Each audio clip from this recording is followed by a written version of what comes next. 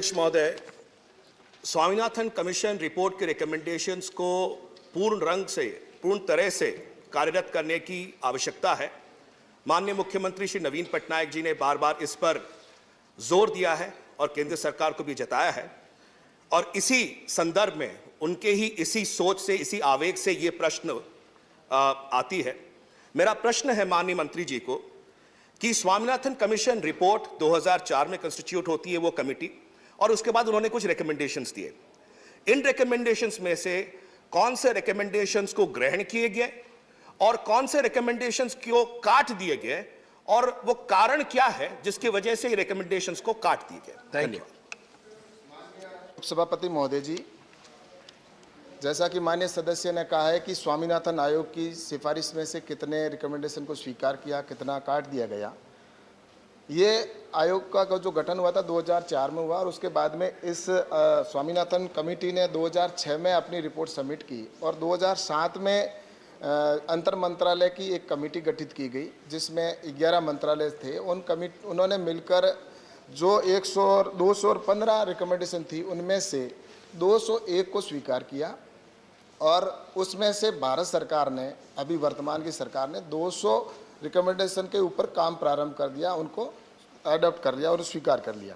वहीं रही बात ऐसी जो 215 में से जो 14 रिकमेंडेशन जो थी जो अस्वीकार की गई, उसमें से सबसे महत्वपूर्ण मुझे ये समझ में नहीं आता कि उस समय ऐसा निर्णय उस कमेटी ने क्यों लिया।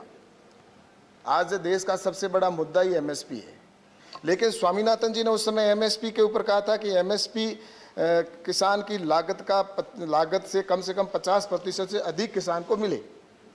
लेकिन उस समय की कमेटी ने यह कहा कि सरकार ने विकृति उत्पन्न होने का कारण देते हुए इसको अस्वीकार कर दिया, अमान्य कर दिया कि एमएसपी का 1.5 गुना करने की कोई आवश्यकता नहीं है।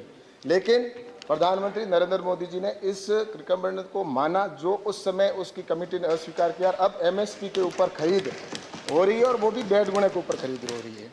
अब दूसरा मुझे इसमें एक और है कि उस समय मंत्रालय का नाम भी स्वामीनाथन जी ने कहा कि कृषि कल्याण मंत्रालय होना चाहिए, लेकिन उन्होंने उस समय इसको भी अस्वीकार इसलिए किया कि कल्याण करने का काम अन्य मंत्रालयों का है, कृषि मंत्रालय का नहीं है। लेकिन भारत सरकार ने उसका नाम भी कृषि कल्याण मंत्रालय रखा गया। और उसके बाद में जहाँ तक खाद्य गारंटी की बात है तो वो भी उस समय खाद्य सुरक्षा की खाद्य गारंटी अधिनियम बनाया जाना चाहिए, लेकिन अस्वीकार किया गया। हमारे खाद्य सुरक्षा के तहत आज भी उनके सभी किसान व्यक्तियों को आवश्यकता अनुसार कर रहे हैं।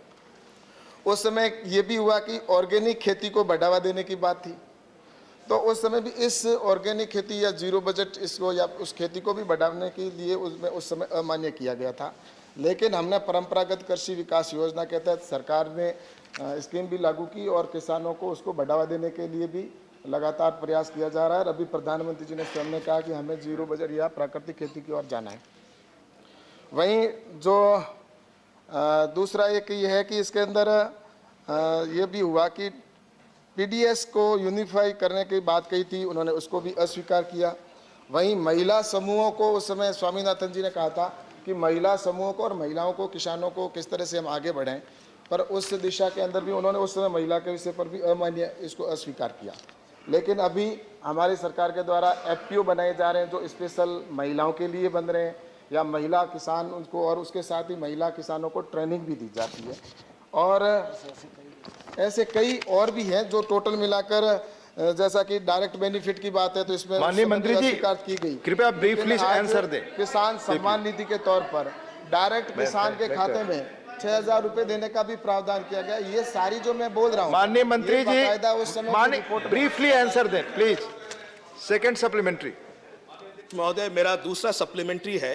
माननीय मंत्री जी ने अपने उत्तर में कहा है कि एक एक्शन पॉइंट अभी भी छूटा हुआ है, वो है मॉडल जीनोम क्लब हर राज्य में होना चाहिए आरकेवीवाई के माध्यम से। तो मैं माननीय मंत्री जी से जानना चाहता हूं कि अभी तक ये जो स्वामीनाथन कमीशन रिपोर्ट की रिकमेंडेशंस का एक अंग है कि मॉडल जीनोम क्लब हर राज्य में हो आरकेवीवाई के माध्यम से, अभी तक ये क्यों नहीं हुआ है और कब तक होने की आशा है? धन्यवाद। जैसा कि आईसीआर के अंदर वैसे तो जीनोम बैंक बना हुआ है पूरे देश का, आज विश्व का सबसे बड़ा, विश्व का दूसरे नंबर का जीनोम है। लेकिन उसके बावजूद भी जो स्वामीनाथन जी की रिकमेंडेशन थी उसके अंदर ये था कि हर डिस्ट्रिक्ट के अंदर इसका एक जिनोम बैंक बने जहाँ पर वैरायटी वो वहाँ पर सुरक्षित रह सके। इसके लिए भी हमने भारत सरकार ने यहाँ पर RKVY योजना के अंदर प्रावधान कर दिया है। जो भी राज्य अगर इसके अंदर इस फंड का इस उपयोग लेना चाहे RKVY योजना के तहत, तो वो वहाँ पर जिनोम बैंक की स्थापना कर सकता है। ये अभी इसको स्वीकार, इसके अंदर कोई राज्य अगर करता है तो उसके लिए इसमें फंड में प्रावधान भी है। धन्यवाद।